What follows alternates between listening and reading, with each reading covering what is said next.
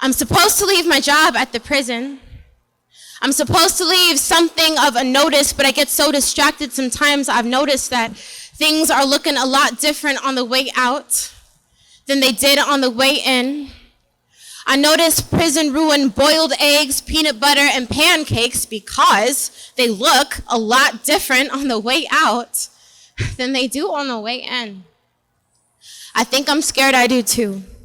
People always talking about finding Jesus when they catch a case, and I wasn't looking, but I think I found him too. He never turned water into wine, but he can make a mean spread, y'all. I'm talking fried pickles and crumble cake without an oven top or easy bake in sight. And he knew how to make a uniform stand up so crisp, all by itself without even one spray of starch. In church was held on Tuesdays. Amazing Grace had 2 verses. The second was Praise God, repeated 14 times in a row. Jesus died in prison alone from cancer of the bones. I sat on the floor and fed him Cheerios with my hands. I remember when he could walk still, he tried to make a last meal of razors. I remember when he threw a fit because I wouldn't give him the electric razor. I said, now look, Betsy in house 16 uses it to shave his pubes. Don't nobody clean that nasty thing anyways. I'm doing you a favor. You're welcome. I think he anointed it as a blessing. You see, Jesus taught me lessons. And she loved gardening. She always had a stank-ass attitude, but was never scared to share food. Her mother was a Holocaust survivor, and her stepmother was an awful, awful woman. Jesus was addicted to crack. Jesus sold her body for crack, became pregnant with a crack baby, and when her water broke, our fears flooded so much higher than the Harvey outside. You see, babies are not supposed to be born here.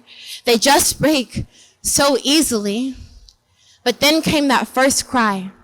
And that first tear alone was enough water for us all to be baptized. New life. Although we all try, somehow we still break so easily. Jesus called me a shit-covered tarantula nigga.